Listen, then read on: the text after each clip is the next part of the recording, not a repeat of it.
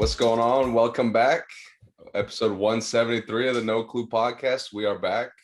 I'm one of your hosts. I'm Mike. I'm Tyler. Welcome in. We have a lot to get to. Yes, we have a lot of basketball. Yeah, a lot of basketball and only basketball. First off, championship. Congratulations to the Kansas Jayhawks. Well deserved. Very, very well deserved. Great game. Classic. Yeah. I mean, it's tough because the other team was in a very Cinderella situation. Mm-hmm. And just the coming into the game, the momentum of beating Coach K, I just thought UNC had this in the bag. Yeah. It seemed like the crystal ball was definitely in their favor. I mean, the stars aligned. First half, they're dominating. They looked fantastic in the first half. Yeah, dude. Man. But Kansas is well coached. I've been saying it. Yeah, they are. They showed it. They showed it. I thought it wasn't so much like UNC choked. They did have opportunities down the stretch, but it was such a battle. The game could have gone either way. Mm-hmm. Kansas made a few extra plays, so that didn't bother me too much. But I just really wanted UNC to get this one. I did too, man. They were the underdog here, and the season was a rough season. I thought they'd be out early in the tournament, and they made it this far. They beat some teams they definitely should not have beaten, and I mean, they were looking so good. So good. You know what else they did? They didn't fall into the trap game. I thought St. Peter's was on had such momentum, and they destroyed it. Right. They didn't play around. It didn't take them a while to get going, and the game came out locked in and just dominated them. Mm-hmm. So that was really impressive to me. I will say, if there was choking, the amount of fast breaks that Kansas got in the second half were just outrageous. It was a lot of them. Yeah. And compared to the first half, the second half was bad. But it happens, and once you get momentum, that happens too. The turnovers come, the long rebounds come, and they were finishing on the other end. It was a great display. Second half for Kansas was one of the greatest displays of basketball I've seen probably in a championship game in a long time. Yeah, and they dominated the entire run. Yeah. I mean, their first couple of rounds, I kept turning on the game, and it wasn't even close. Mm-hmm. I really didn't get a good feel for them because every time I turn their game on, they're up 15, up 20. And I'm like, well, it's tough to kind of see them under pressure. Yeah. And to really, for the first real time they were tested in the championship. Right. For them to respond that way, I was shocked. Yep. And a team that just has the perfect mix of guys to contribute to this machine that is their offense. Because, we talked about this off air, but they are not one of the more talented Kansas teams. Oh, no. Same thing with UNC. Yeah, UNC was definitely not one of the more talented UNC teams. So I think both these teams were not even close to the most talented teams in the tournament, but perfect storms sometimes, Yeah.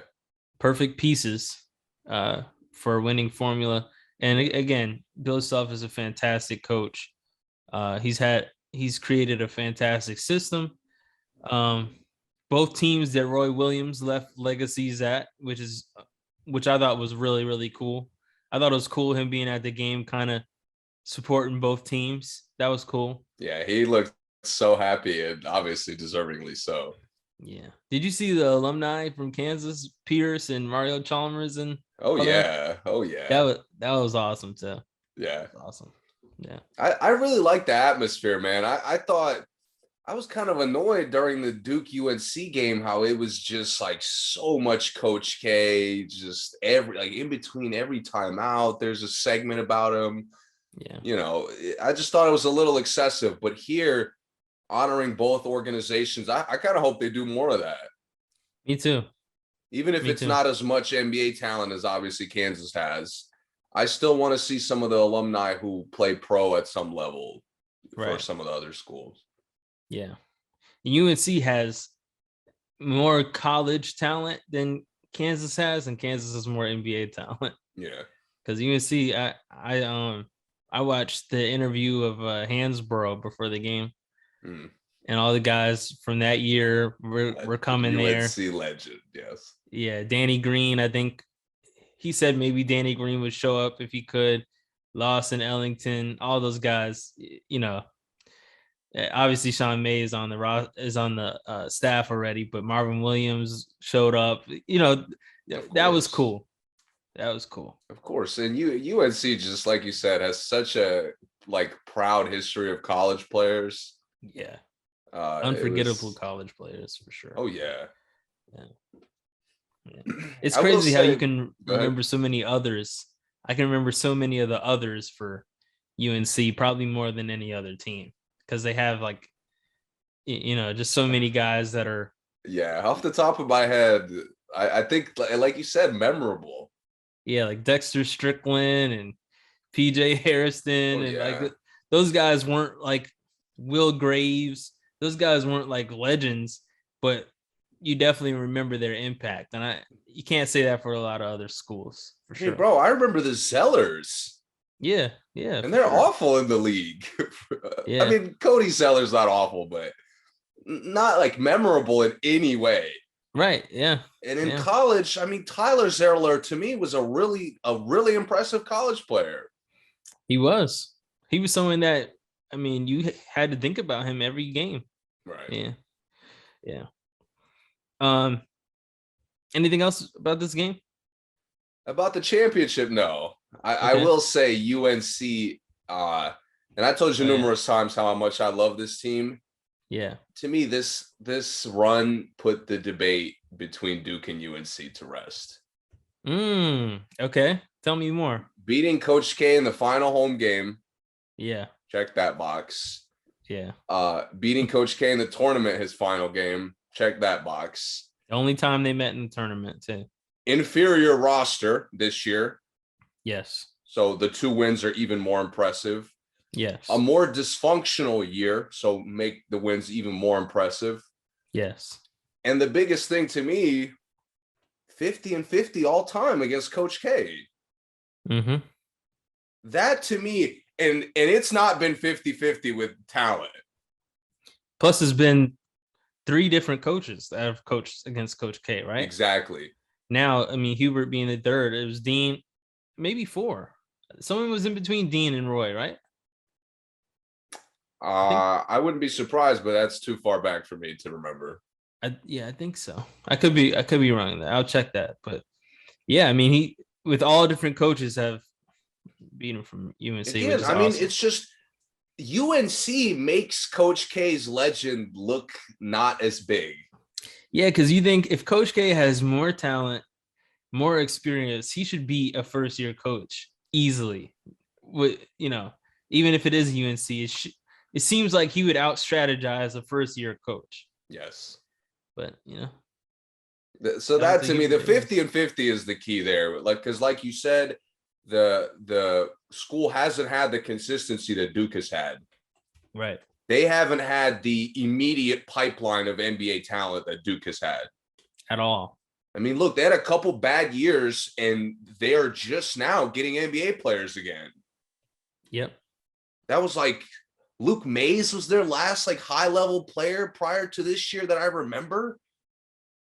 If you consider him high level. Exactly. I don't. Yeah, I would say Bryce Johnson maybe would be the last one for me. And he did nothing. That's really far back. Marcus Page. That was 2015. Yeah, those were the last guys that really left an impact on college basketball. Yeah. Well, Duke has a guy every year. Yeah. Every year. Yeah. Has a top 10 pick for sure. I got no problem with who you like more, but to me, UNC's objectively better at this point. Right. And there was two coaches in between Dean and Roy. It was Bill Guthridge and Matt Doherty. And I assume they both had wins on Coach K, but just the fact that it's been spans against Coach K that UNC has been able to still be competitive. Still be competitive. For sure. And credit to Duke, by the way, because I thought their team was really bad. Not really bad, but I didn't think they were very good. Mm-hmm. And they had a very impressive tournament run also. Yeah, they did. They did indeed. Okay. Moving on. Yes, we got it. We haven't talked league in a long time, and it's getting like to that time. 3 weeks. Yeah. So it's playoff time soon. The season is ending. Some seasons ending earlier than others. Not everyone will be in the playoffs, and obviously we have to start here. Everybody started here, undisputed, first take, get up. Everyone has started. Magic was on get up like the day after they got eliminated. Yes. So the Lakers are not in the playoffs. LeBron has missed the playoffs for the fourth time in his career, the second time on the Lakers. He missed the playoffs with three arguably Hall of Famers on his roster. Maybe four, not including LeBron. So I want to start with this because obviously there's just thinking about their year as a whole, there is so much negative. It'll honestly blow your mind. Yeah. And there's a lot of accountability to go around.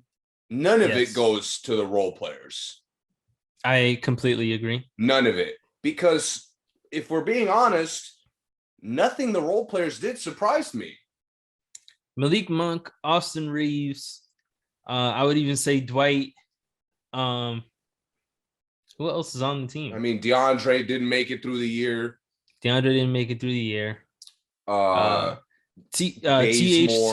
THT. Bazemore. All these guys have Kevlar on for the day, for me. For sure. For the summer. Yeah, for sure. Because everything they did is either what I've already seen from them or who I thought they were. Right. So this notion that like the cast wasn't in place for us to win games is absolute nonsense. Is Carmelo in there to you or no? Yes. Okay. Yes. Carmelo, again, role player, he goes as the team goes. I agree. So like you can't hold, okay, maybe he took a few too many shots. Maybe he was part of the problem. Everybody was part of the problem. To me, he didn't play enough for him to be part of the problem. Like if he doesn't, I don't even think he averaged more than 20 minutes a game. So it's not like he couldn't have contributed to them losing that many games to me. But my thing is, obviously, this team was so bad. Everybody's a part of the problem. Yes. I'm looking at the source. Russell Westbrook, Anthony Davis, LeBron James, Frank Vogel, Rob Pelinka, Jeannie Buss. Yeah. Like, I'm not blaming Jeannie, though. I'll lay off Jeannie a little bit. My question is, and I have a lot of questions that I don't have an answer to, and that bothers me. Okay. Where the hell has Kendrick Nunn been? I have no idea. Not I don't one know what update? his injury was. No. 82 all year. We didn't get a single update. What the hell is going on? I don't remember how he got hurt. Do you? Not at all. All right. I just remember him playing in the preseason, doing what he does, scoring. All of a sudden, he's not. Right. All of a sudden, he's hurt. He might miss the opener. And then the year goes by. He's off the fucking planet. Right. I mean, again, like I mentioned, the team gets eliminated the following morning. Yeah. Magic Johnson is exposing their problems. Yep. And exposing the off-season problems, which to me is even worse than the problems on the court. it's almost like Magic looked at this disaster and was like, I got to make sure LeBron takes the heat for this one. Mm-hmm. So I'm going to remind, because for those who paid attention to the games, obviously LeBron was a huge part of the problem. Yes. But to remind the basketball world about probably the worst, in hindsight, the worst trade decision ever. Yes. Especially considering how phenomenal DeRozan has been. Yep. At a place where nobody thought he'd be an ideal fit, by the way. Nobody thought he was even on the radar of. And then Buddy Hield has quietly been putting up crazy big numbers in Indiana. Fantastic. A consistent offense, a consistent explosive offensive player. Yes. Something that the Lakers are begging inconsistent players to be. Yep. I mean, my God, what a disaster. Mm-hmm.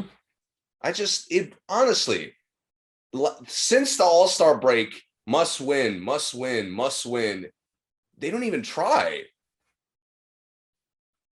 Lost to the Pelicans twice in a row.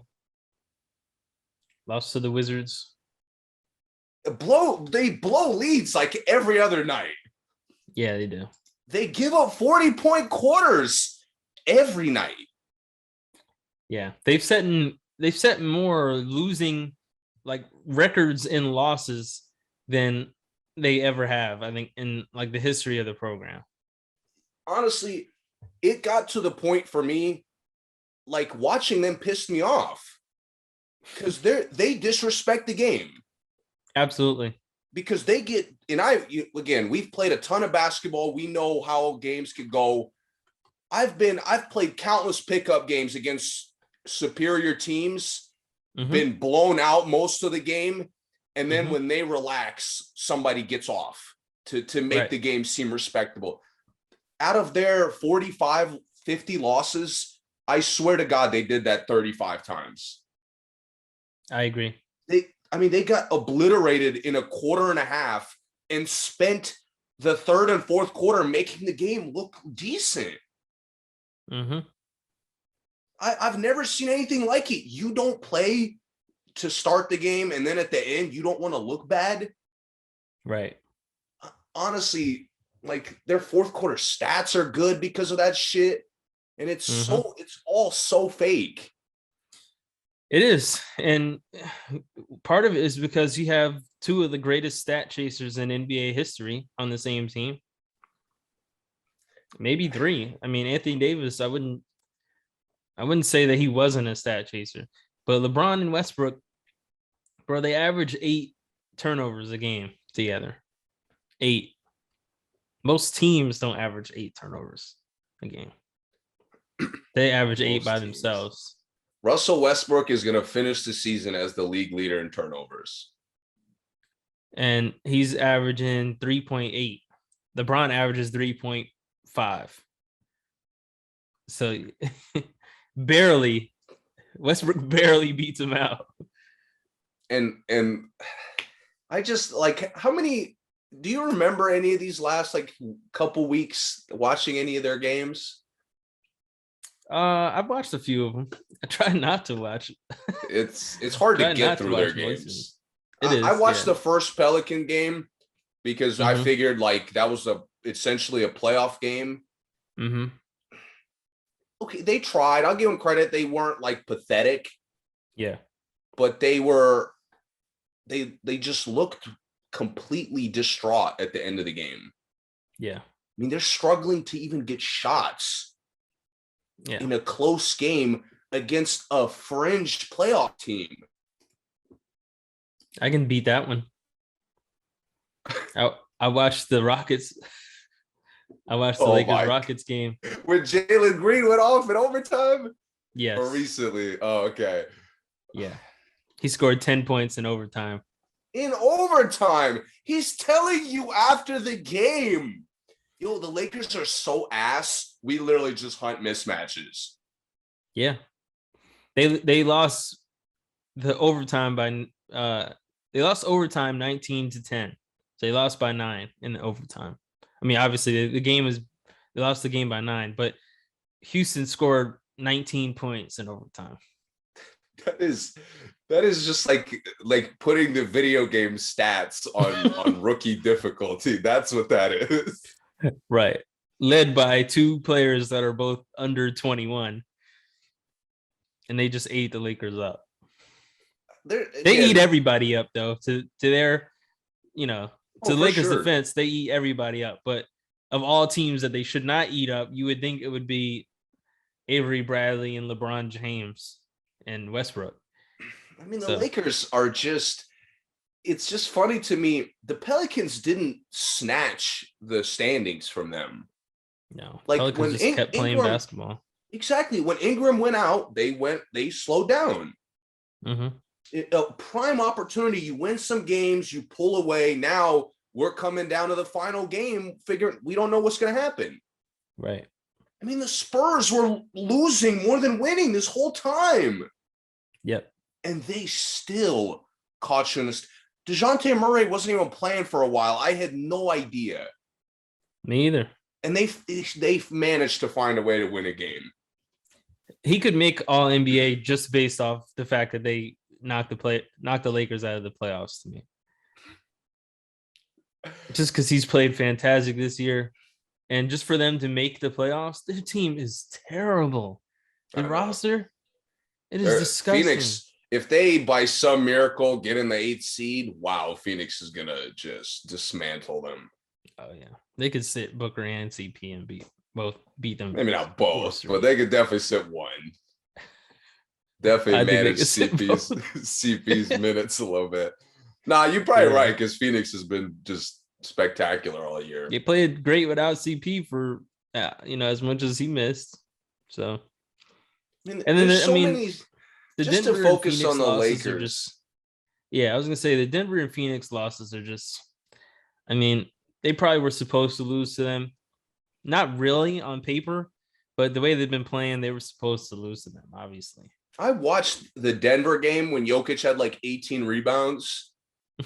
Bro, dude, okay, Embiid, let's just say any of these athletic guys, Bam, they're getting, going up, getting rebounds, nothing you could do. I get it.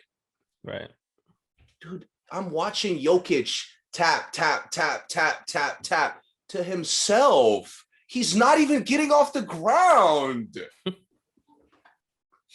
Yeah. And then I start paying attention. Okay, he's around Laker jerseys, tapping the ball to himself. Oh, because Malik Monk is on him. There's multiple possessions. I'm not joking. DJ Augustine got switched on him, and they let it go. What are we doing? Their switching has been atrocious all season. It's been so bad. Moves. This team has been abysmal all year, getting rocked by 40 points, blowing 25-point leads like they're nothing. Yeah. Their 2 moves of the year, DeAndre Jordan's washed up. I could have told you that 2 years ago, but okay.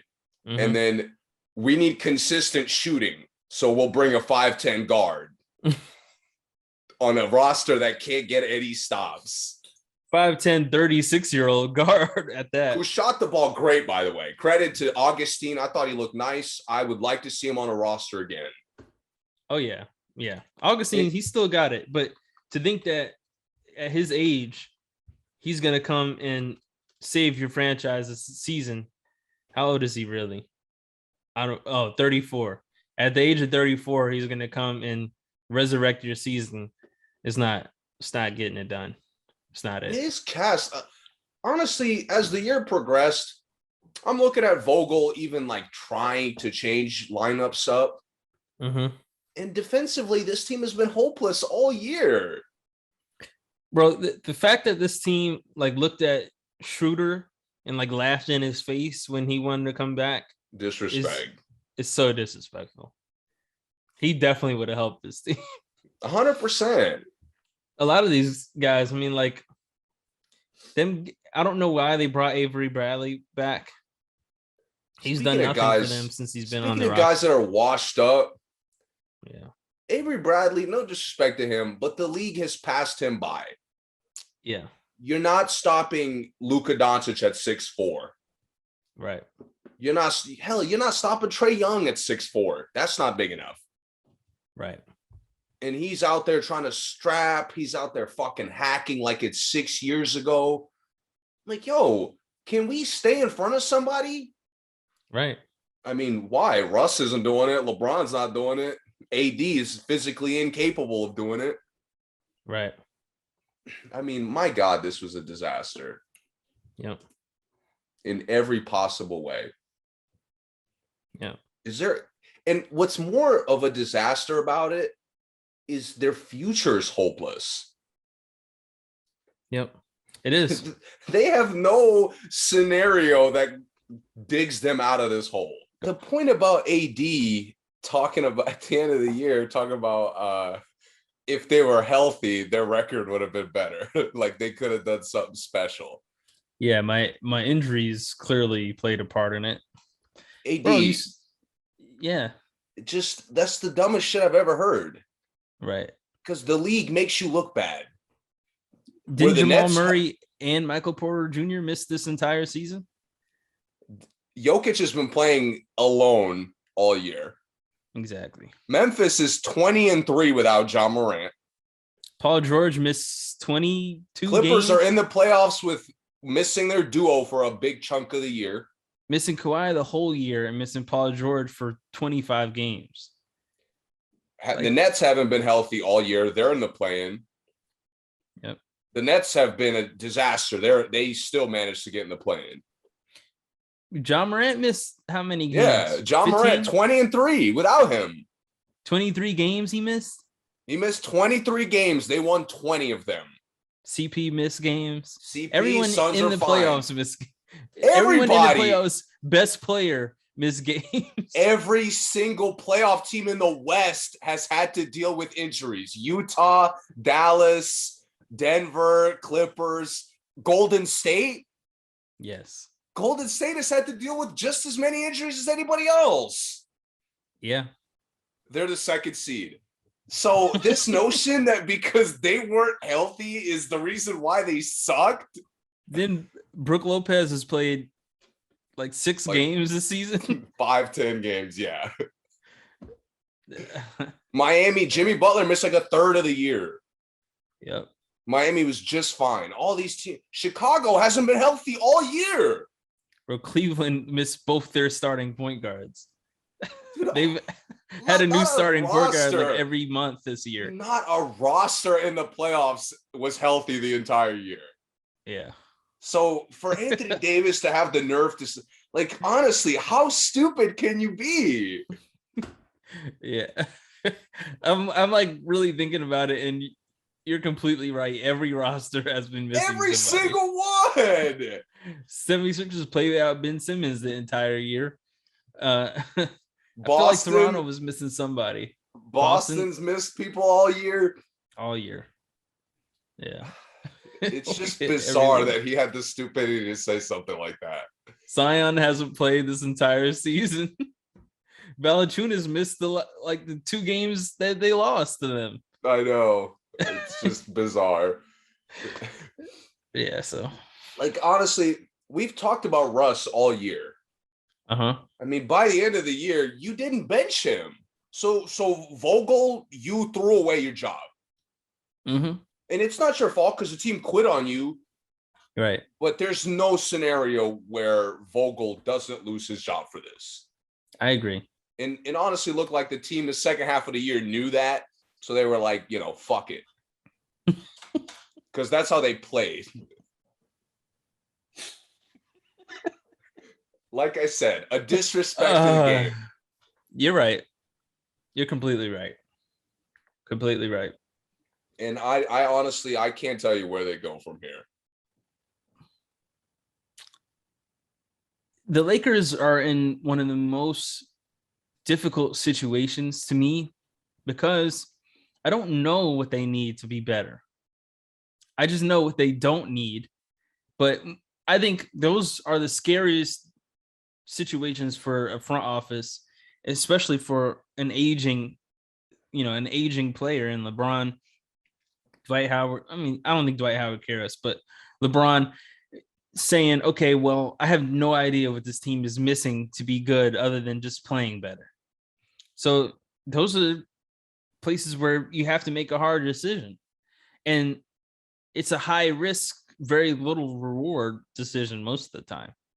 Because on paper, you think, oh, well, if we could just get Russ to play better, okay, that might not work, but let's trade Russ. What are we going to get for him? You know, at best, like get Schroeder back. I've made my feelings known. I don't think Russell Westbrook is touching an NBA court next season. Bro, if that happens, there's no way he doesn't touch an NBA court. Okay. It's just too negative for the like any organization the way he's playing. Let me put it this way. If Westbrook doesn't play, it'll be because of him, not because of like the league thinking he can't play. Because I think I could see that. Yeah. I think a team may say, yeah, we'll take you, but you're coming off the bench, and he says no. Then that's on Westbrook. It's not on the league. I definitely think someone in the league would take him off the bench.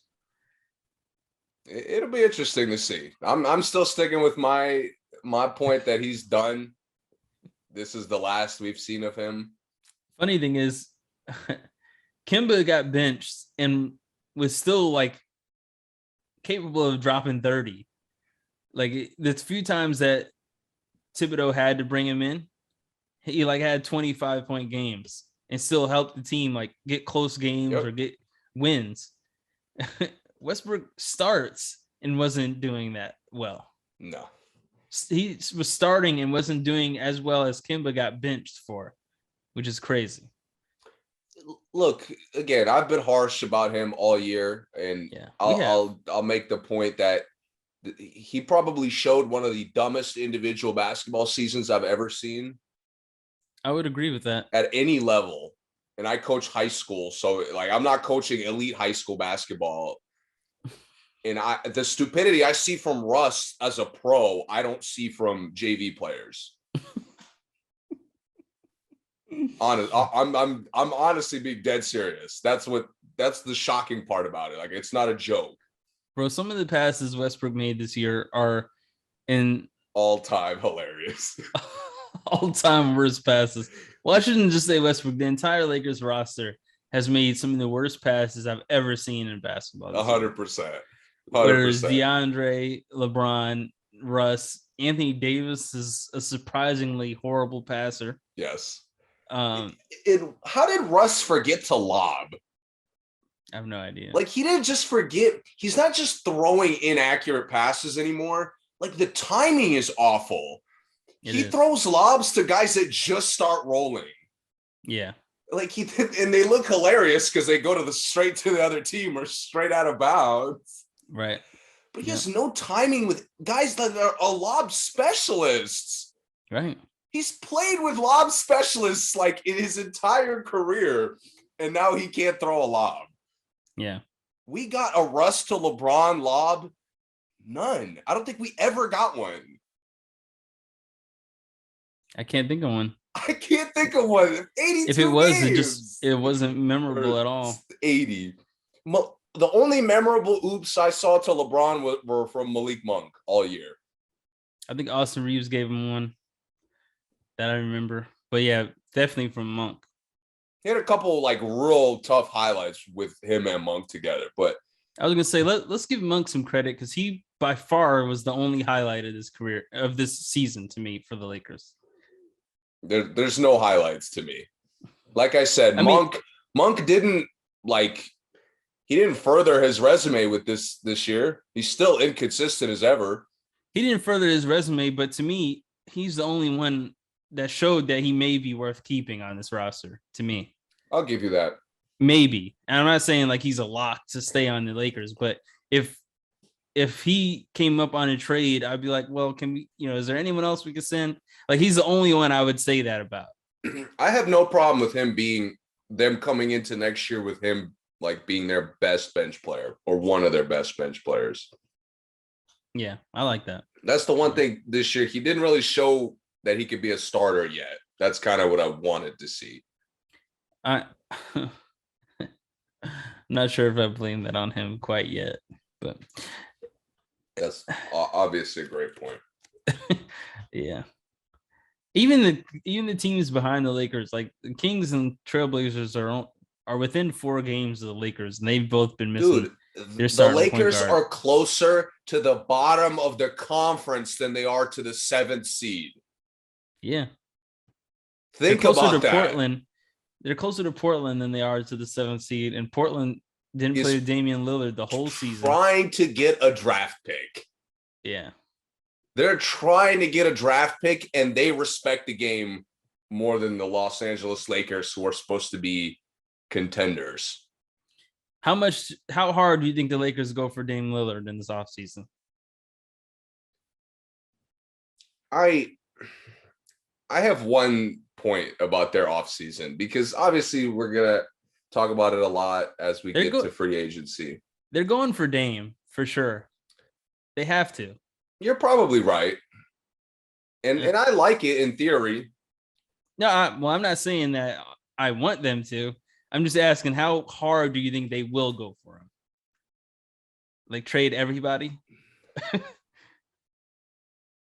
I need Clutch Sports to get the fuck out of the organization. I heard Shannon Sharp talk about that this morning, saying people can't blame everything on Clutch Sports, but yeah, we can. We definitely can, because they're overpaying guys that do not deserve it at all. Yep. Just because LeBron wants them. Yep. Like this Lee GM, like I know it's a joke, but this notion that he's coming into organizations and calling the shots, like we're talking about the Lakers here. With Cleveland, he could do that shit till he's Tom Brady's age. Yeah. Lakers are a different animal. Yeah. And a lot more money. To his credit, when he came to the Lakers, they were a fucking mess. They were bad. I mean, if you look at their last decade, they have given up, or like not basically given up on every draft pick they've made. Yeah. And every draft pick has went and succeeded somewhere else. Gotten better. Every draft pick has gotten better since leaving. Yeah. So that to me shows how like that your player development's not that good. Bro, if they had kept their draft picks, their starting 5 would be like D'Angelo Russell, Lonzo, Brandon Ingram, Julius Randle, and Zubac. And Zubac, who have all succeeded everywhere else they went. Josh Hart would be 6th man. Josh Hart would be 6th man. You're right. Getting buckets. They'd be tough. Caruso would be Hart and Caruso coming out there. Wouldn't Clarkson didn't he get drafted by them? Yes. Clarkson. You got firepower. They'd be a good squad. I know. They kept all their picks. Yeah. Again, but to me, this Russell Westbrook, this whole fiasco with getting Russ over DeRozan, and I don't know how much of the rumors about it are true, but we know for a fact that Los Angeles screwed DeRozan over. He said that himself. Yes. So, and there's no way LeBron didn't have some involvement in that. And the trade was proposed. Like I remember them saying DeRozan will be a Laker. Like I remember it being more than a rumor that DeRozan was going to the Lakers. Honestly, the old school way LeBron tries to like structure the roster around him, we got to let that go. LeBron, you got to let that go. Well, explain. What do you mean? I need him to commit to playing with young players. I gotcha. Yeah. I mean, we've never seen that commitment from him. No. When he was on Miami, he always fought with Chalmers. Yeah. Never said a word to fucking Haslam or Battier. Yep. Fought with the young up-and-coming coach. Fought with the young up-and-coming guard. And he absolutely screwed Shabazz Napier's career by Completely. demanding they draft him and then leaving the team. And then Completely. they didn't want him at all. And then they didn't know what to do with him. So Didn't even give Andrew Wiggins a chance. not even give Andrew Wiggins a chance. Again, So at the time you're in your prime, you're the face of the league, you're by far the best player, you dominate every aspect. All right. yeah. Mm-hmm. But LeBron, if you're not going to play on one end of the court, Yeah. We need some. I can't have a 6'4" guard off the couch. I can't have a white guard who's 180 pounds. I can't have Carmelo Anthony who can't move his feet. I can't have washed up bigs out there who can't move side to side. Right. And then Or on who top don't of want to that, block shots anymore. right. And then on top of that, the other two stars are he's injury prone. Who again? Who did that surprise? Not me. Nobody. Not any NBA watcher I know. Right. And then Russell Westbrook is apparently brain dead. Yeah.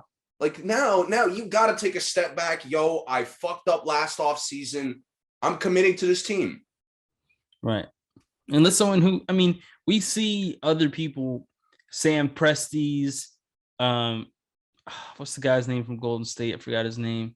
Bob Myers, I believe. Bob Myers, Daryl Morey. We see other GMs put these teams together that work. And I mean, I thought together that work. The supporting cast Pelinka put around LeBron the bubble year was phenomenal. Perfect. Yeah. Like Pelinka's not trash, but you why are you trying to like do the job for him? Right. So that to me, I honestly, if LeBron is involved in the decisions they're making this summer, they're destined to repeat the same nonsense they just went through. I agree. Maybe their record will be a little better, but it won't matter. Well, depends what they get and how much LeBron steps back or steps forward. I do think if LeBron steps back, the conversations about trading AD become very interesting. I agree. Because I think there's a lot of different pieces they could put that would fit much better. I agree. And would stay on the court. Yeah. Yep. Westbrook. Is Westbrook a Laker like in any scenario to you at all? No. Okay. Gotcha. The fan base abandoned him. Yeah. I mean, like, you're talking about he's going to be playing again. There's a difference between Jason Tatum wasn't playing well to start the year. He was playing awful. Yeah. He was never playing this bad. Right. And now, I mean, he's like all NBA level now. Right. Yeah. You're right. You're definitely right.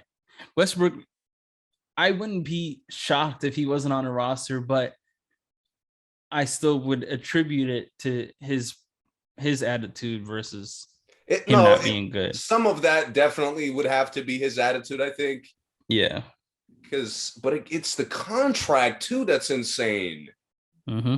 Why would you, as a young, I mean, I'm looking around the league. That's what makes it even worse to me.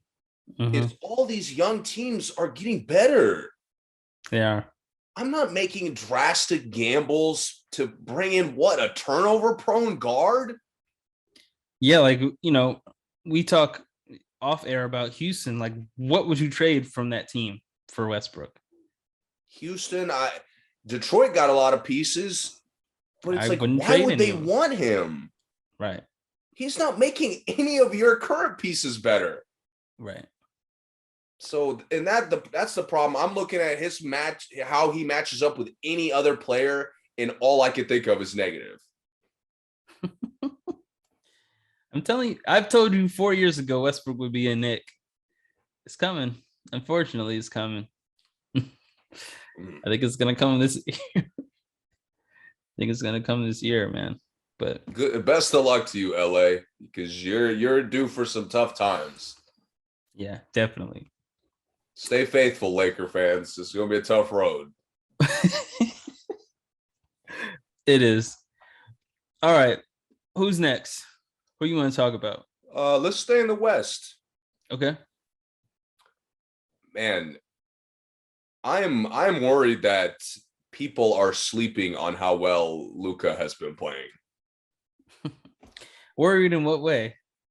Worried that they can knock off I don't think they get Utah? enough credit as being like going into the playoffs. To me, they're the second best team in the West.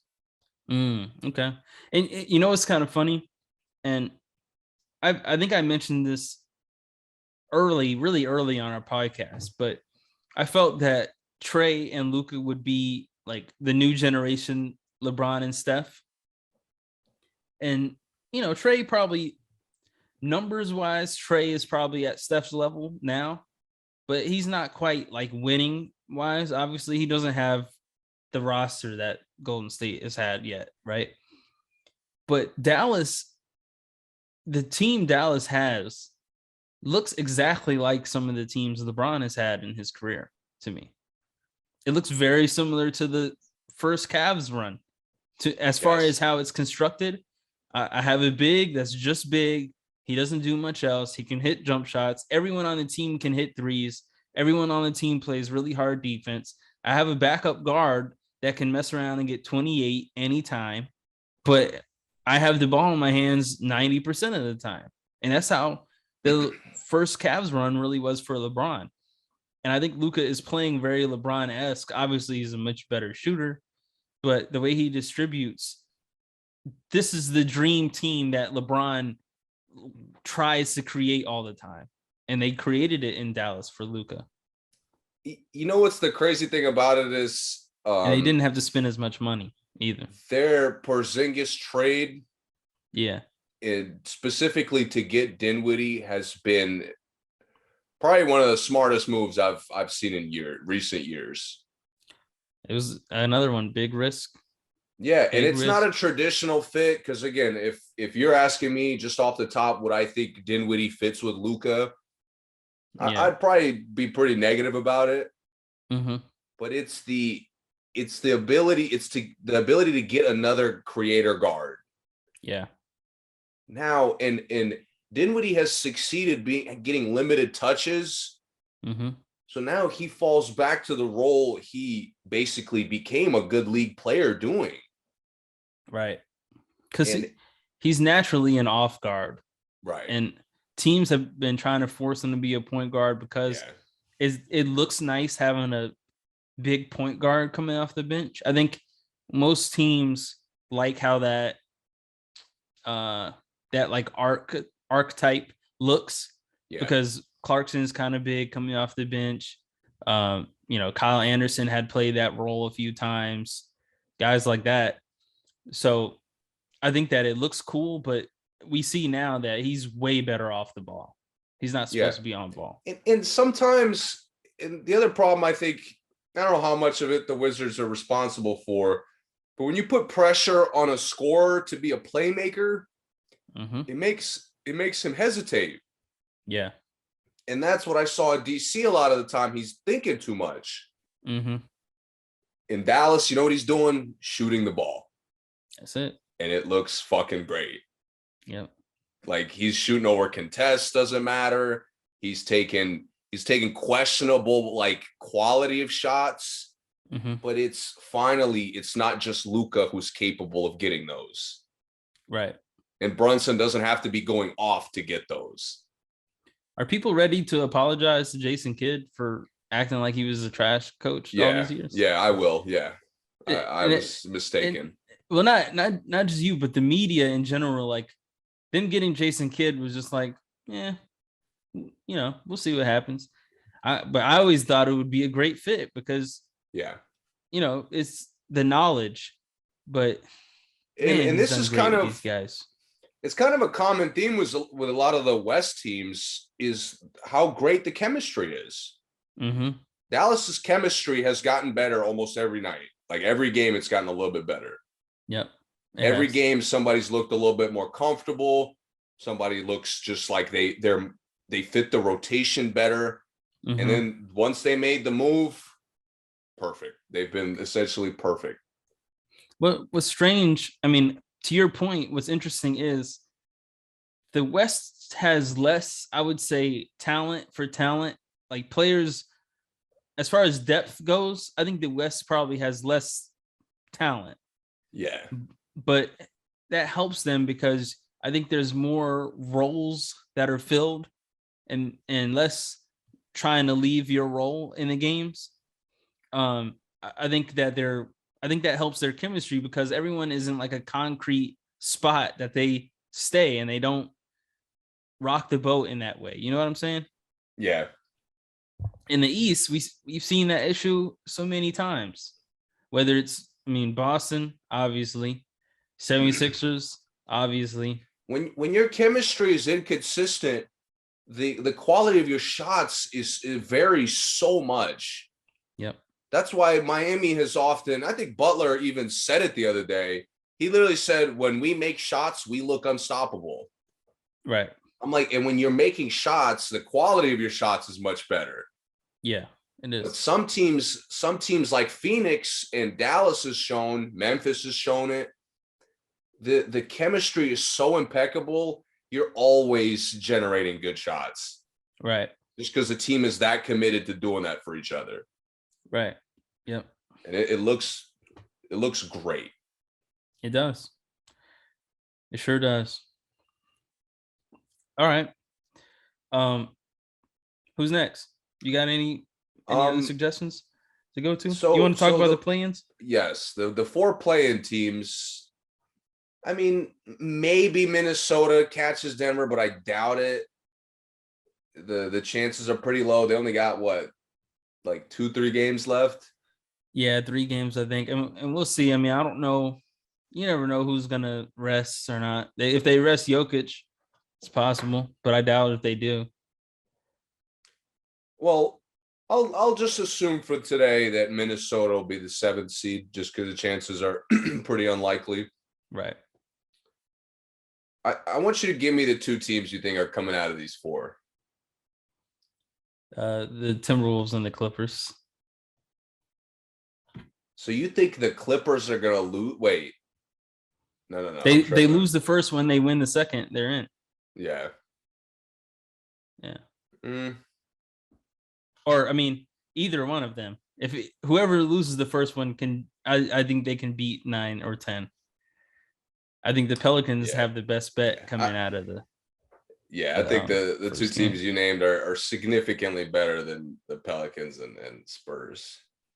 However, I do think in one game the Pelicans can beat either of those teams. In one game, I think they can.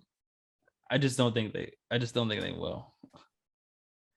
I think Towns has Karl Anthony Towns has emerged as like he's finally taken over that leadership role for them. I see them rally behind him. Edwards is just a freak scorer. He's turned out to be a really good defender. D'Angelo Russell's finally getting more consistent. And we talked about the Clippers a few times. They just, Paul George is back. If they lose the first game, I think Paul George would get take 40 shots before he loses to the second game. I think he's just one of those guys that just doesn't go out easy. So yeah, that's fair. My thing is, I haven't really seen Minnesota. I really don't even think I've watched them since All-Star break. Mm-hmm. And a lot of it is not my fault. They're not on TV very often. Right. Yeah. So I'll definitely be watching them very closely, play-in and first round, whoever they get. Yeah, man. Who would they get in the first round? They would get Memphis. I don't know what Morant's situation's looking like in Memphis. Is one of those chemistry teams, though. I don't know if Minnesota is consistent enough to handle it. I would agree. They're again another team, Memphis. A lot of their games I've caught. Morant wasn't playing. Right. Oh my God, their firepower. Yeah. They just don't fucking miss. Like, yeah, dudes I don't know just come out there and don't miss. Yeah, one dude I never heard of caught a body in the game. Yeah, dunk from the corner. I forgot who that was, but that was. It got guys coming out of nowhere for real, and so many guys like I see a new leader every night that I watch them. They're very similar to the Heat to me. Mm-hmm. So I think like D'Anthony, is it D'Anthony Melton? Yeah. Yeah. All of a sudden he has like a 28-point game and like he looks like Chris Paul for a game. And then the next night he may have an off night and slow-mo Kyle Anderson has like a great near triple double and like he's the leader of the game that night. It just I think they have a lot of trust in each other. And maybe it's because Yeah. they're young and they're all really hungry guys. I love watching them play though. I do. I know. It's so good. It looks like these guys have been playing together for a long time too. It does. And it's funny. Memphis has that culture there. It and It's even been though there. Taylor Jenkins, Mm-hmm. even though he hasn't been there long, for some reason Memphis has been like that for a long time. Dude, Even every since coach that comes through there looks good. yeah, they do. They do. It's like a perfect spot for almost any coach. It is. It is. You remember the Dave Lionel Yeager, Hollins? Lionel Hollins looked Hall of Fame level with them. Lionel Hollins' team was so fire there. Bro, Dave Yeager had him playing like fire. Then he Yeah. goes to Sacramento and it's just a fucking disaster. And they act like he's a terrible coach, and he's definitely not. Right. It, So the situation is very important for coaches too. yeah, and something about Memphis, that city, man. They bring those guys, brings the best out of a lot of their players and a lot of Yeah. chemistry. So yeah, maybe those small markets are finding ways to build chemistry better. I mean, maybe guys are actually living in those places now. I think back in the day, like NBA players wouldn't live in Memphis. They would, travel for the games or they get an apartment in Yeah. Memphis just for the season. But I think now guys are like really enjoying these places and making homes in these small markets. And you know It's what I paying think a off. big thing is? I think loyalty has become so much more of a valued commodity. It is back in style finally. I don't know why it ever went out of style, but LeBron James. you're right. Yeah, Right. what do you Completely mean? right. Completely Yeah. right. But it shows the organizations that think the right way have Mm, like never wavered through that. They've never compromised how their culture is to basically chase championships. yeah. And I'm finding the more organizations that are just chasing championships however they can, Hmm. it's blowing up spectacularly. And the organizations that I see chasing championships aren't willing to like really go all in, like put all the chips to the table to do it either. Like they get halfway into, all right, we're gonna build this team, but they're gonna be good enough to make a championship, but we're not gonna go crazy with like this is a championship team. Other than the Nets, everyone else is like, we'll get as close as we can get without breaking the bank, and then go for it. And then they fall short, like you said, they just fall apart every time. Yeah. Yeah. Yeah. Maybe Shaq is why. Shaq could be part of the loyalty issue That is because true. him leaving the Lakers set like a new precedent of everything going downhill as far as people just switching teams. But let's talk about the East plan. So it's a little more up in the air. We have the Cavs, the Nets, the Hawks, and the Hornets. Everyone can Again, be caught at this point. but highly unlikely that Cleveland loses 7. Yeah, I guess so. I mean, I don't Nets know. could Chicago could be resting people. no. Chicago's locked in 6. They're locked in Okay. 6. Yeah, Cleveland, Brooklyn, Atlanta, and Charlotte can all interchange in the play-in. The play-in 4 play-in teams are locked. Just how they How they're interchange. gonna play each other is not. Right. Yep. Um, I'll give you the 2 teams right now. I think it's gonna be Cleveland, Atlanta coming out of You Brooklyn's not going to the playoffs. Yeah. Brooklyn's making the playoffs, man. They're making Okay. it. I say Brooklyn and Okay. Atlanta. The Nets are defensively very similar and yet very different to the Lakers. They're Yeah. very different because I see them trying to play defense. Yeah. I see them like wanting to get stops and trying to like defend different ways. Mm-hmm. They just don't have the tools. They just don't have the tools. Yeah. And we're going into a play-in. Atlanta has been playing for their life for the last month and a half. Without John Collins, by the way. Yes. Cleveland is a very steady team, very defensive team, a lot of size, Mm-hmm. a lot of confidence. Mm-hmm. So to me, those two teams are like they're significantly better than the Nets. It comes down to, and I'm shocked that you're doing this.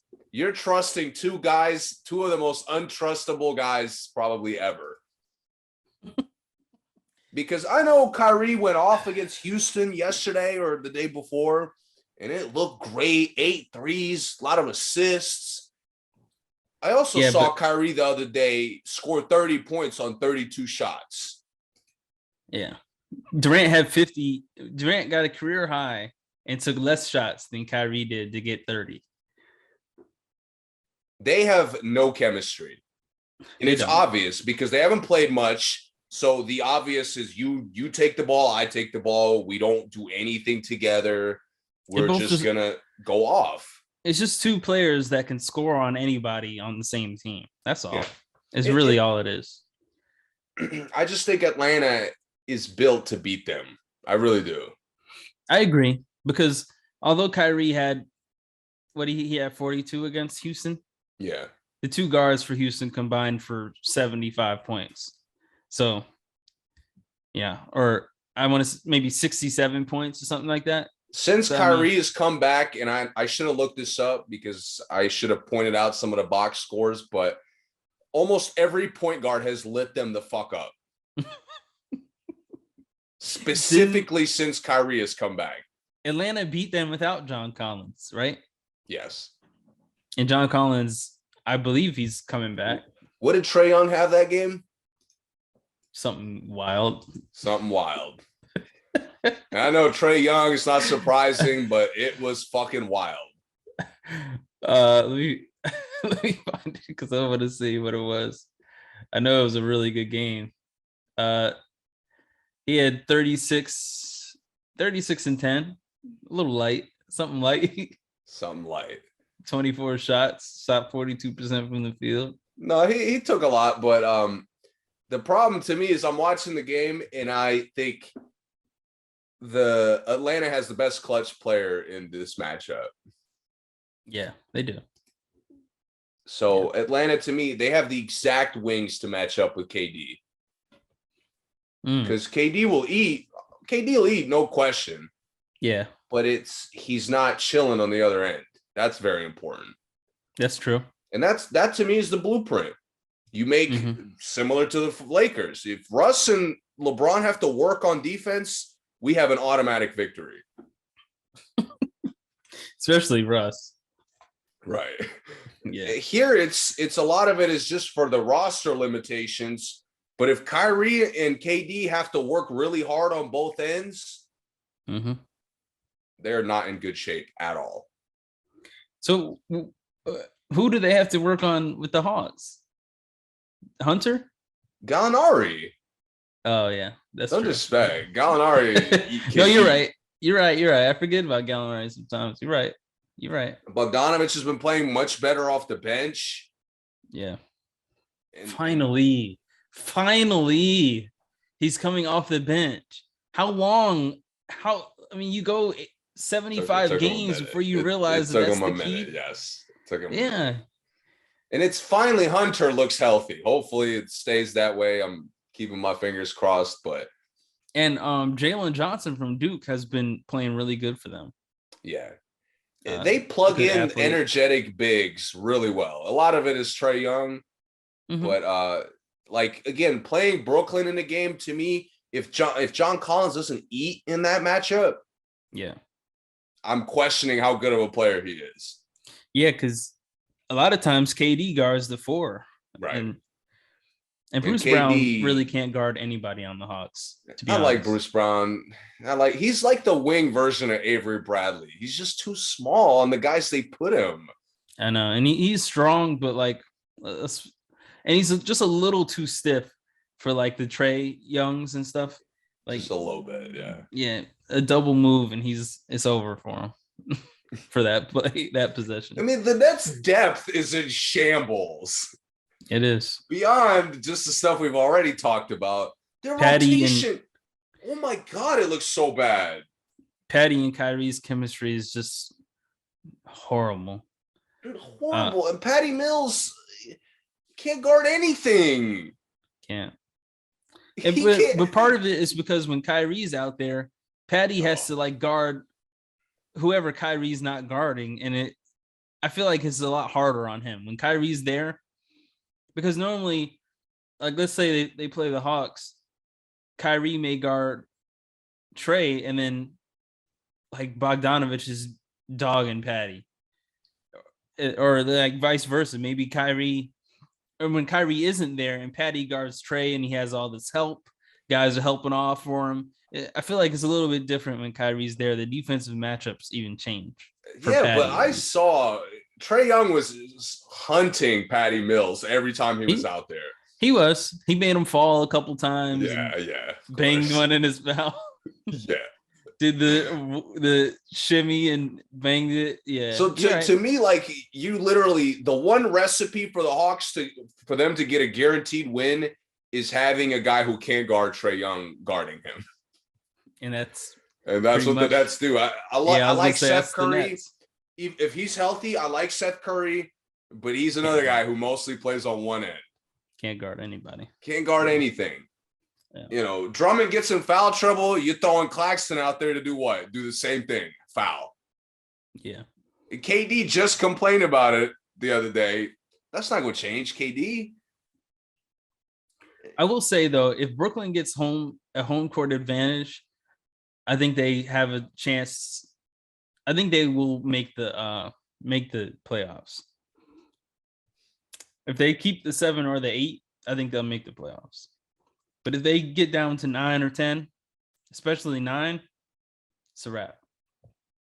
Because if they get down to 9 and the Hawks are in 8 and they have to play the winner of the Hawks or the Cavs, I think it's a wrap for them. And I love like San Antonio isn't any kind of real threat in any way to me. No. Charlotte could easily run the 2 games, whoever they play. They can.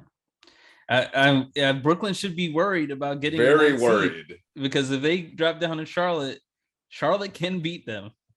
And Charlotte, I know Charlotte's one of those teams. It doesn't matter how they're playing right now, they're coming out swinging in the games that matter. Yep. So I just think it's going to be a tough. Brooklyn needs to get 7 or 8. They have to. Because they need that. They need a 7, hopefully, because they need to be able to win 1 game and go straight to the playoffs. Yep. If they have to win 2 games, oof, man, they're in a very tough spot. I agree. I think whatever team has to win 2 games is sweating. Yeah. Yeah. I completely agree. I think Brooklyn, if they get a 7 or 8, I think they're good. If they get a 9 or 10, they're in big trouble. Yeah. Because like you said, Charlotte, Gordon Hayward just got back. Charlotte is one of the most underratedly stacked teams to me. I mean, man to man, everybody on their team can contribute to winning a game. And, they got length. I think they're a scary matchup for Brooklyn too. Yeah. Honestly. And they have so many I think Memphis succeeds off this a lot. Like so many guys that could just take over. They do.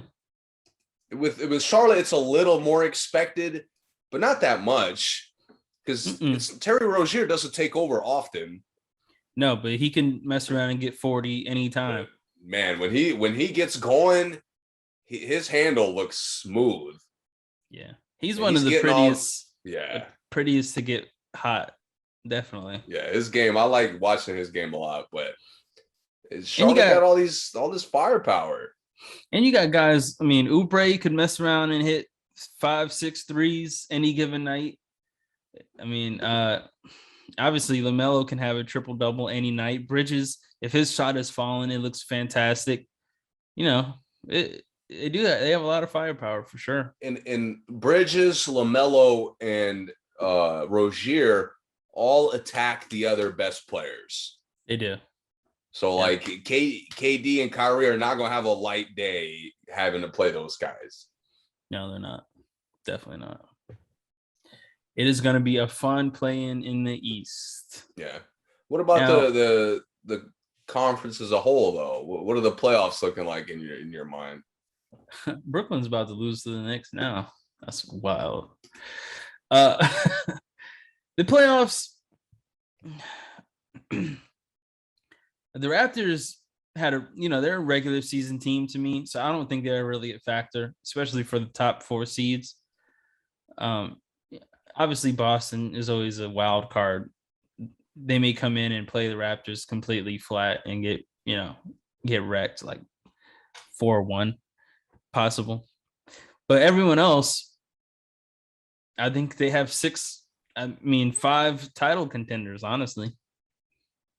In the top 6, 5 title contenders. I couldn't disagree more. Really? No, I see 2. 2 contenders. Milwaukee and Miami? Yes.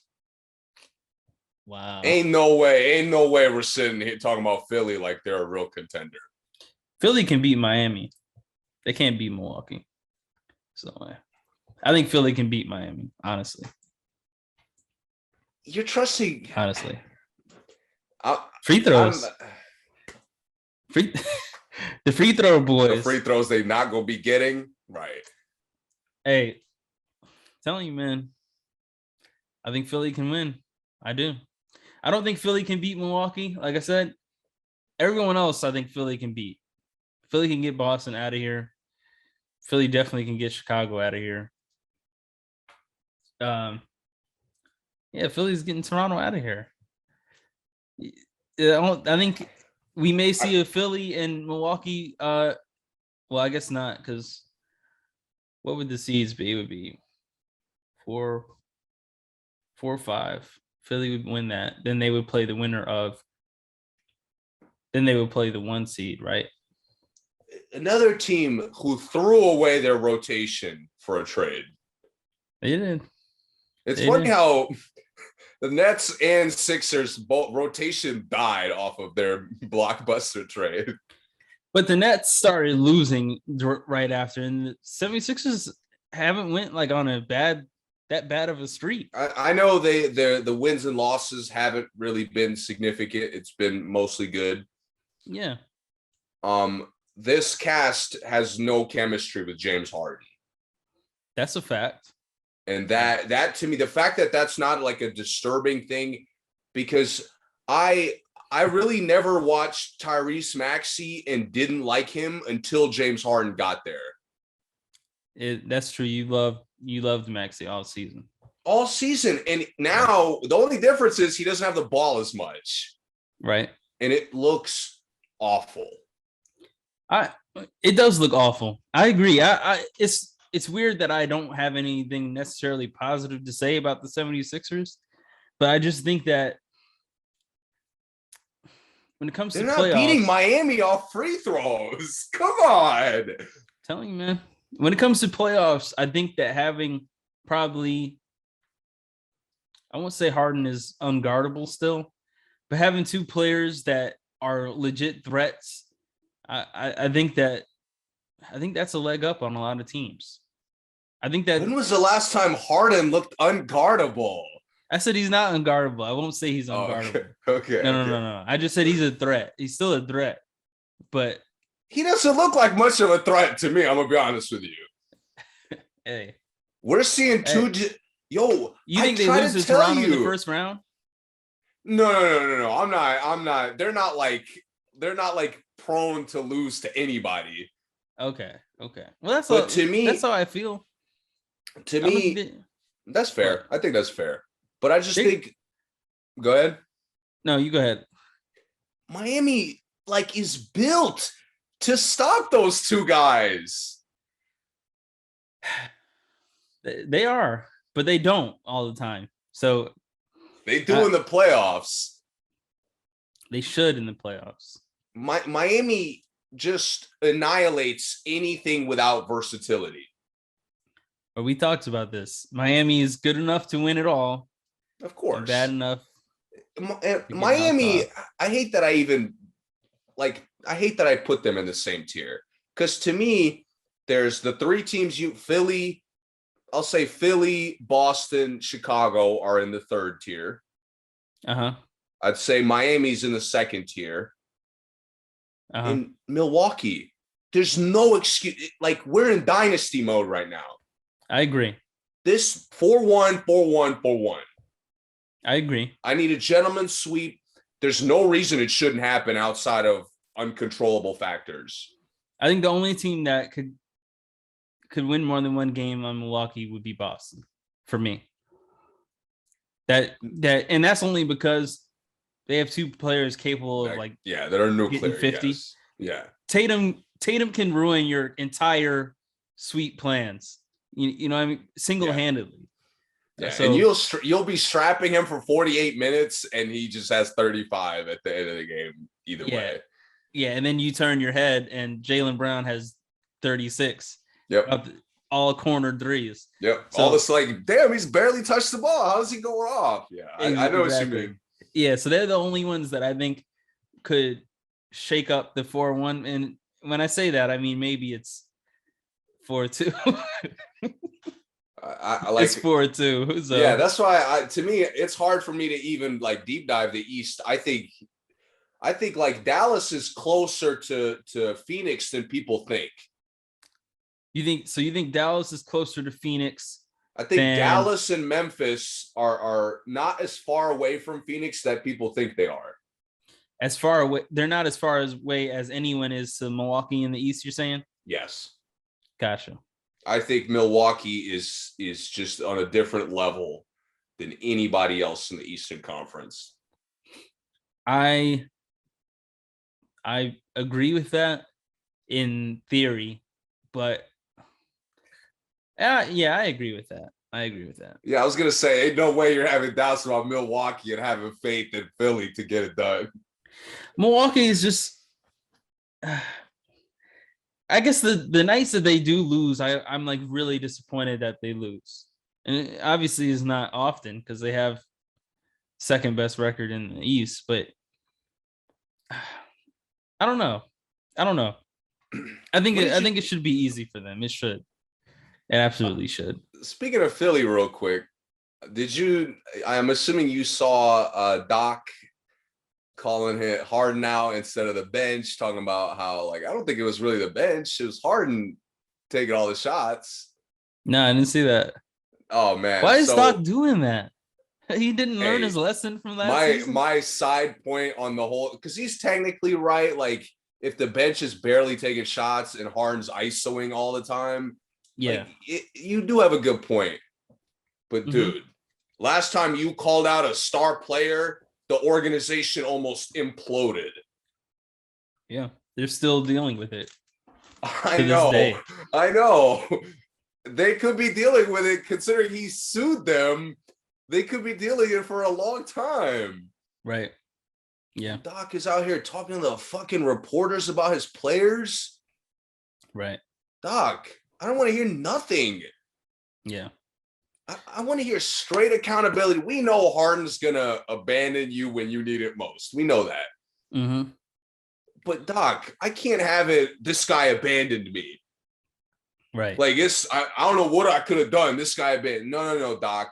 You got to fucking adjust now. Yeah, it's surprising he hasn't learned his lesson when it comes to off the court chemistry from like the last 10 years of his career has like every year he's had an issue since his fucking Boston title team. Yeah. Essentially. I mean, Boston was having problems after that. Yeah. Maybe not the following finals or the year they didn't make the finals because KG was hurt. Yeah. But like after that 2010 finals, they were kind of imploding pretty quickly. Yep. And it was all just personality issues. Then goes to the Clippers and personality issues. It's weird when there's personality issues everywhere you go. Exactly. It's Austin Rivers. No one likes Austin. CP doesn't like you. You don't like CP. No one likes JJ. JJ doesn't like anybody. Blake Griffin punches the assistant coach. No one likes Blake. They trade Blake. It was just a whole so much drama. And now we see that there's more, like he talks more now. So now it's like we see where the drama really originated from because no one else has had drama since they left the Clippers. Not one person. Not one guy. And not one guy, even after they left Boston, no one else had issues. I mean, people still kind of felt weird about Rondo, but we never heard that Rondo's too bad of a teammate to have on a roster. Except I'm with you. I think he had that one thing in Dallas. But other than that was like him and Carlisle weird beef. Right. Yeah. So, yeah, it is strange. One quick thing about Chicago. Chicago, I take back that they're a contender. They're really not. But since Patrick Williams has come back, I have more confidence in them like outscoring teams, but their defense has gotten no better. If anything, has gotten worse actually throughout the season. So I just the big scary thing for them just facing the better teams that are Miami and Milwaukee because they're the standard, I guess. Mm-hmm. No inside presence. None. And Joel Embiid just like, I mean, he'll eat Vucevic for like every meal of the fucking day. Exactly. Vucevic should really like sue him for civil suit for assault for what he's done to him throughout his career. Yeah, he comes after him every single time. It's bad. And I love that about him. I love when he knows guys can't check him. He's getting the 45. No one like Vucevic. Yeah. He doesn't make it look as easy as he does against Vucevic specifically. Yeah, his stats against him are absolutely insane every single time. So that probably would be bad, but I think Chicago would outscore Philly everywhere else in that scenario. But the problem is now I'm seeing like guys get a lot of minutes and not contributing for Chicago, which earlier in the season, that was never a problem. Like everyone who came in would score, everyone would have, their stats would be stuffed, everybody who played. Now I'm seeing Caruso like start and like not score in the game. I'm seeing DeSumo, come in and he gets like 2 shots off or he misses a bunch of shots. I'm seeing a lot of that now. Maybe it's because DeRozan has, kind of hasn't been carrying them on his lately. Right. But he's still been carrying them on his back. Like he hasn't been he's still been a torch, but they just haven't been winning. It's like he's still been having 30s and he still beat the 30-point record for Chicago and they just haven't been winning. So it's like, that's my biggest worry about them at this point. Can they really get everyone to contribute? And obviously, like you said, the inside presence is going to be a disaster. Yeah, Tristan Thompson is not going to cut it. And I think, yeah, definitely not. But I think to your point about guys going out there and not contributing, that's what happens when everything is outside in. You're not getting, if DeRozan's not shooting 70%, you're not getting layups. So all your guys are doing is chucking jumpers, and you can't expect bench players to shoot consistently. That's never been a thing. Right. So all these especially guys who aren't really like shooters. Right. None of their guys are really specialists. No. Lonzo kind of was, but even then he was still more of like a playmaker. He just took good shots. Guys would just be worried about what pass he was going to make, and he'd just jack it. Right. So So I just like I don't trust Chicago's ability to adapt. I don't think they have a way to adapt. No, I'm not sure they do. And then they're gonna, since they clinched the sixth spot, I guess the third spot is still open. So not sure who they would play, but I would love for them to play Philly first round. yeah, that would be fun to watch actually, because But Harden I is getting think exposed. Harden's not getting them past the second round. If they play Philly, even though Vucevic is getting exposed, Harden is getting Really torched. exposed. Yeah, whoever Harden is guarding is, I mean, he's getting exposed. So somebody's getting exposed at the guard spot for sure. I think his decline has been so under like not noticed as much as it should be. I've heard that from other places Dude, too. he does not. It's the first step. He doesn't have a quick one. You know why I don't think it's been talked about as much is because I think he worked so hard to not affect the game negatively that he'd rather just do nothing than like look like complete garbage. No. He Even though doesn't. He tries. I know what you're talking about, but he even though doesn't. sometimes he does, I'm doing this in comparison to Westbrook. Well, in contrast to Westbrook, Westbrook will go out there and shoot, miss 20 shots, have 10 turnovers, and then be like, "Why are y'all talking to me about that?" But Harden would rather just be like, "All right, I took 8 shots and 2 turnovers." And then I was just running out there for the rest of the game. I was Allen crabbing out there for the rest of the game. But he doesn't. My problem with Harden, and I know exactly what you're talking about. He's not good at making that look slick at all.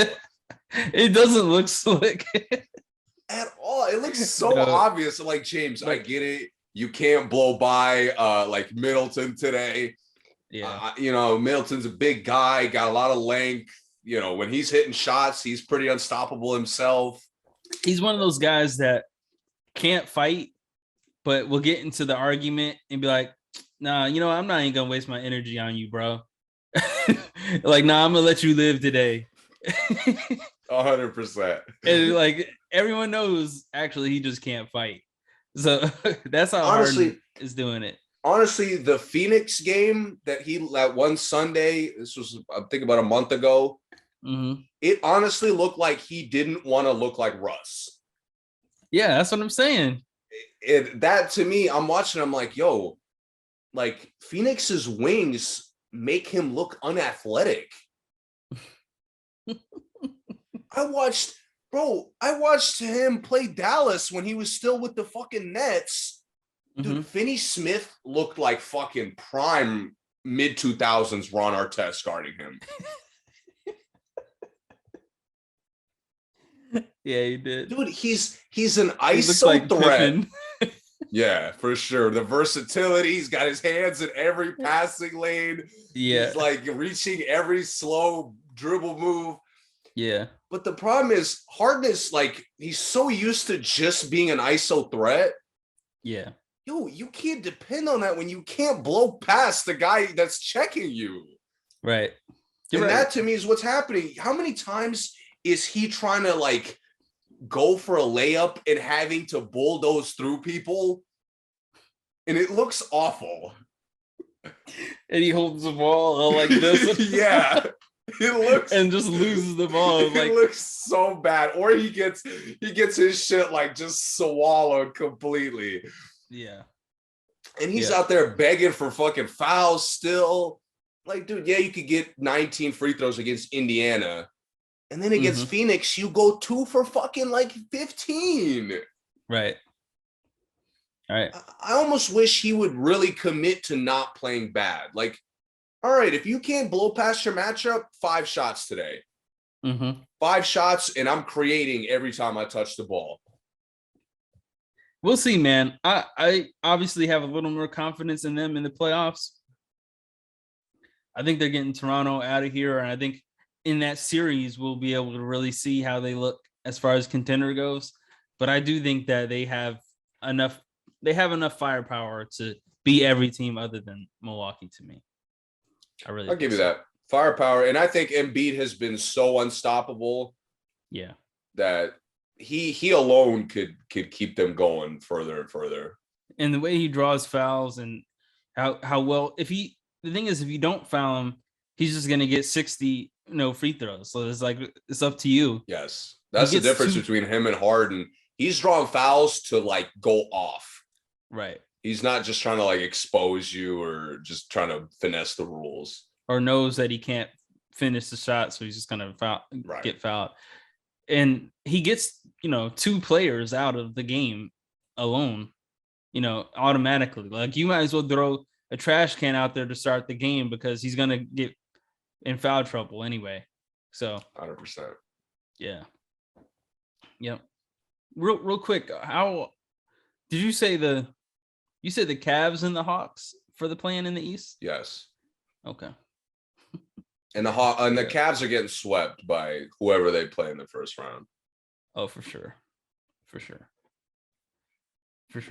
Maybe Philly. Maybe if they I don't think they could end up playing Philly in any way. Yeah, they could. If I think Philly has to climb to second or something like that. Philly, Milwaukee, and Celtics have the exact same record right now. So 2, 3, and 4 is still completely up in the air. I think Cleveland could take a game from Philly. Yeah, I think so. Just because they have so many guys to throw in Embiid. And they're a weird, they don't play like anybody else in the league. They don't. It's very slow, very methodical. I think that's gonna throw off the rhythm of how the Sixers play. That's possible. And they have so much more size than Philly does. I mean, DeAndre Jordan is not coming in and guarding Evan Mobley. No, he's not. Hopefully Mobley's healthy, by the way. I'm not even sure if he's gonna be ready to play in the play-in. And Markkanen too, right? Is he hurt too? Or he was for a while. I think he was. I don't really care if Markkanen's hurt. His impact's not that big, but Mobley's a big key for them. Yeah, well, I said Markkanen because he was at the 3 at one point, and it just made them, they were starting 3 7-footers. So if that's not there, then they probably do play a little bit different. I saw they bring Moses Brown off the bench, and I just feel bad because he's been getting banged on every game for some reason. I like their one wing a lot, man. Who's their physical wing they got that punched it on somebody a little while back? Okoro? Yes. Yeah. Isaac, right? Yeah. Yep. I like from him Auburn. a lot. I like him a lot. I did too. All right. Well, I think that's enough for today. We'll come back. When we come back, the play-ins should be set. All the playoff teams should be set. And the play-ins may start, right? Do the play-ins start next week? I think so. Yeah, okay. Towards the end of the week. I mean, we might I would like to sneak in an episode before they start, but yeah. Maybe we'll come back and recap the first game from each play-in. Yeah, that sounds good. Either way, we'll figure it out for sure. Yeah. As always, thank you guys for listening. Yeah. Thanks for staying with us throughout the bonus episodes we've been doing. Thanks for feedback. I've been getting a lot of good feedback, man, for our NCAA coverages. Follow us on socials. Check out our merch store. Adding more merch soon. Yeah. Thanks for listening. Subscribe, notifications, all that good stuff. Look out for a lot of playoff recap coming up. A lot of playoff recap. Yeah, we're here for it for sure. See you guys next time.